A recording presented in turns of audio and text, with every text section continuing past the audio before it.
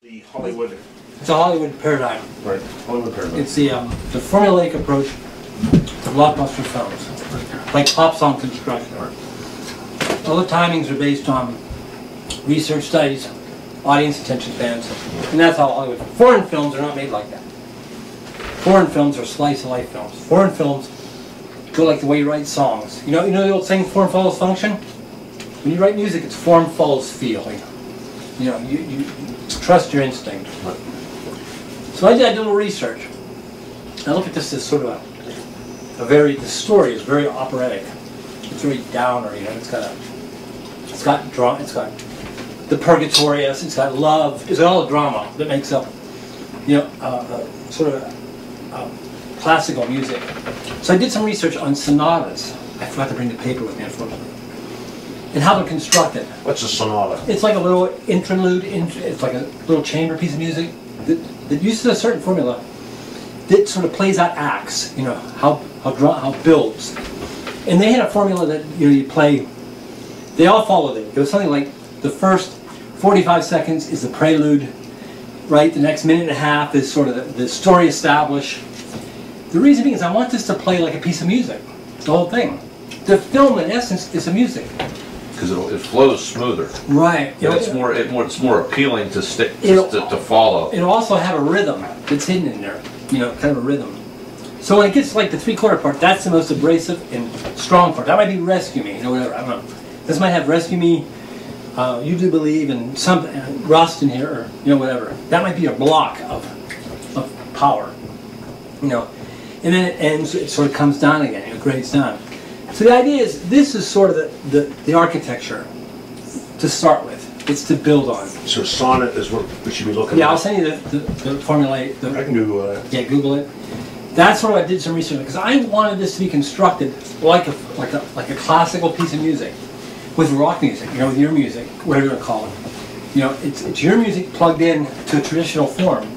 Nobody's going to make the correlation. It's going to be so abstract. Right. But it's going to have that feeling that people are familiar with. They won't know why they're familiar with it.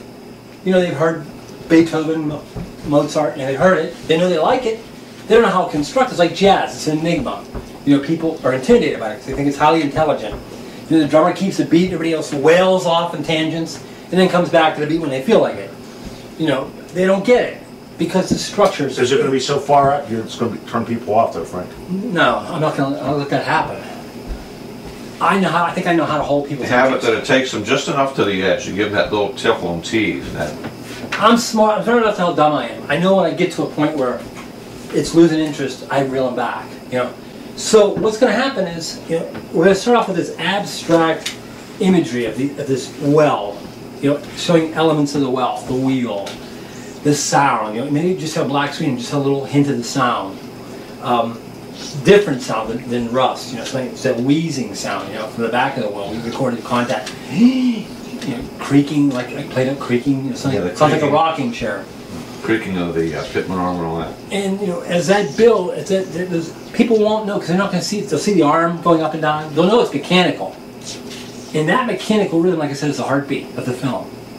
So that rhythm and that imagery will carry through the film in fragments, in pieces. So we finally get to where we need it in here, where we reveal in front of the well, Daily Departed, where you're singing the track, and then people see the huge, massive armature behind you. Right, digging that, man. And then they're like, whoa, that's what that is, Because it's almost like you remember the well represents this big fucking iconic thing, and that's what you see. Right. Yeah. So even through the film, You're starting to paint the you see picture. more, as long as I continued on this road, I'm going to see more and more and more. Well, I want the truth, It's kind of like you see the back of the metal wall. You won't know what that is till I show another shot somewhere where I show half the metal wall and half the front. I have those shots. The whole idea is that's the first thing. Now that's sort of the you got the heartbeat, which is the well, and that's what this film's all about. Dante sings well, so that's your bed, and everything else kind of plugs in and lays on top of that bed. What lays on top of that bed is, they used to tell you what makes photographs interesting is people, because it puts character. And people can relate to people. They look at people's eyes.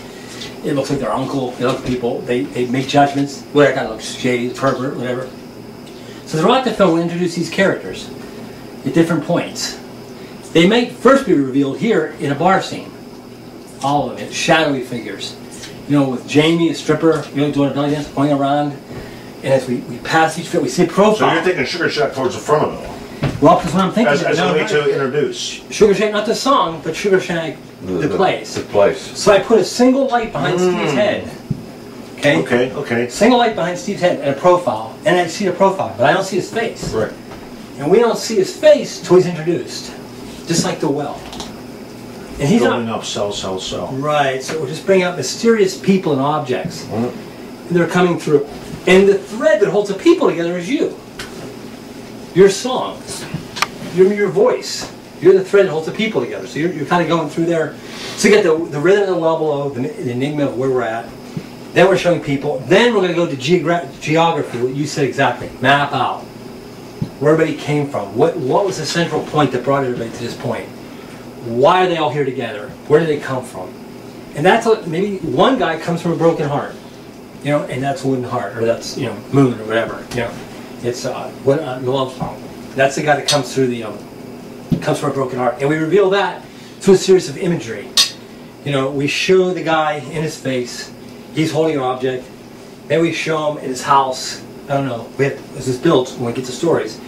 We show him in a part, maybe he's forgive me, maybe you're saying, I won't use this, but he's kneeling in a cemetery grave, you know, whatever, just as an extreme example. Right. Something that ties into what he really was. Now this guy hasn't resolved that issue, so he's in purgatory. He's in the middle of that place where he can't make a decision where to go. He wants to see more, he needs more. Okay. But so the only thing that keeps him going is the rhythm of the well. That's the heartbeat. That's the heartbeat. That's the only thing. He goes to work every day. Right. He goes to work because that's all he has. But that job is beating the shit out of him. It's pounding him down. He doesn't know it. But as he gives up and loses his life, this well is massive. And it's saying, you're going down, down, down, down, down. It's pounding him down. All of them are getting pounded into dirt. And that's the boots on the dirt. All the imagery ties together. You know, all weaves. It's like a tapestry.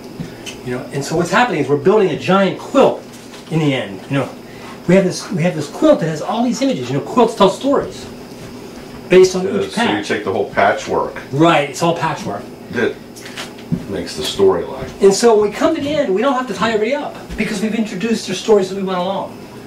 We don't have to have a big resolve. We don't have to have a grand picnic where everybody comes to one thing and all the things the way of the world. Because it flows the whole way through. It flows all the way through instead of introducing it all up front and creating a story.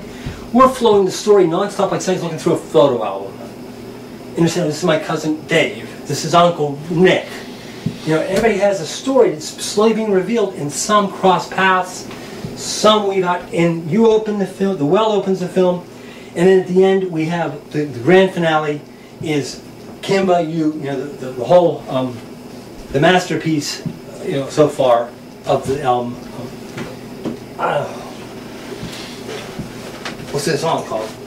Blame. Ain't Love to Blame. Ain't Love to Blame, you know. And that, to me, is the central theme, because you can love work, you can love your hobbies, you can love anything. Ain't love to blame. What a shame. That's the thing that brought everybody down. Their love for something.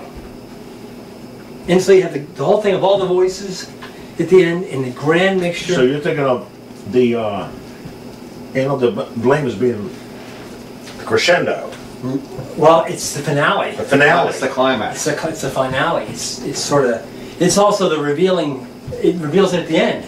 That love is what brought all these people down. It's the big O. It's the big, yeah. So we really have to kick ass. It's such a great song, and unfortunately, I think it's like, as far as, it's the best song right now that we've messed with. Right. It is the best song. So now we really got to step it up to build up to that.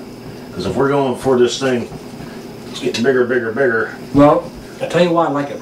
Number one, it's all human voices. Yeah. And we don't know who the Yeah, we ain't hiding behind We don't know that. who the compadres are. Yeah. Compadres are all these people. Right. They're the chorus of voices, like you suggested. Kimba is the love, the voice of the female, and you're the narrator. So Kimba's voice is in pain, the compadre's voice is in darkness, and you're the narrator. You're the one saying, ain't love to blame for this shit. Yeah, it's almost